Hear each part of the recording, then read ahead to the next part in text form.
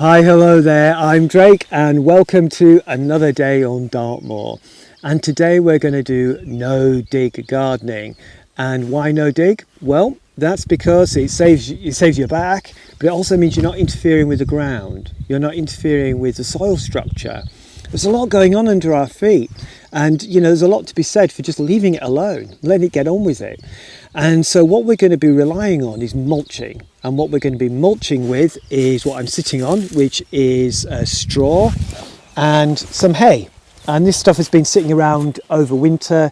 It's got very wet and it started to rot, so that's fine. It's good for me because it means it's already nice and moist. So that's going to get put over the top of our potatoes. And here we see them all scattered around me here.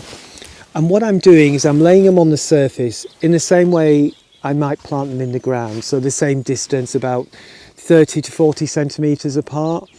And I'll be putting about 40 centimetres worth of mulch on top of them. And I'll keep adding to that over the year, over the harvest year. And making sure it stays moist. And what I'll actually be doing is I'll be rolling back the weed control matting that I used to prepare this area. Because if you can see, it's actually covered in mostly dead grass. And that's been covered for about a year to get rid of this grass that's here because we're in a newly planted area. And that's fine. It makes it easier for me to see what I'm doing, but also even though bits of it are still alive and there are bits of celandine in here and a little bit of other stuff as well, I'm not worried about those too much because it's all going to get mulched over anyway. And hey, if a few things come through that I don't really want, it's fine. It's all good. So that's what I'm going to do. And as I said, I've got these potatoes here. These are actually King Edward potatoes. But I've got two other varieties which are Cara and Bambino. Now you may know from previous videos that I've used Cara and Bambino in other places. I've planted them in the woods themselves, and I've planted them in the ground here in the round garden. So this one's will be an interesting variation on the theme. So we've got like 3 experiments going on there with those varieties. So it'll be really interesting to see what happens.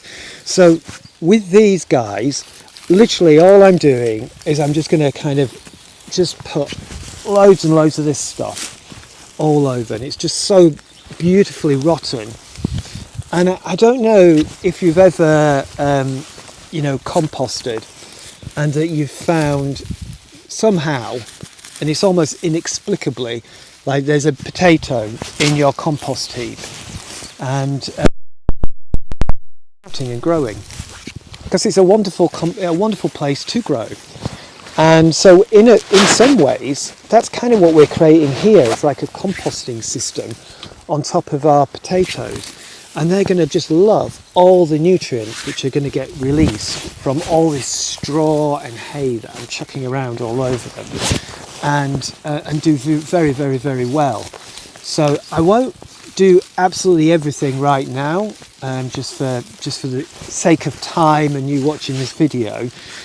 So that's about a quarter of what I'll be putting on,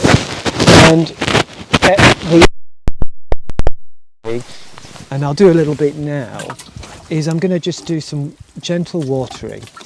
And the water that I'm actually using is the nettle and comfrey tea that I've been making over the last month. And nettle and comfrey tea is basically you take the leaves of nettles, or you can take the whole plant of nettles, and you soak it in water. The same with comfrey, you soak it in water just till it's covered, and you may want to weigh it down with a brick. You leave it for a month and you get this really nasty smelling stuff, but it's fabulous stuff. It's full of really good nutrients for plants. And what I do is then I put it in my watering can about a ratio of 1 part of the tea and 10 parts of water. And then I'm just going to sprinkle that over the top of everything. It'll help keep everything nicely fed.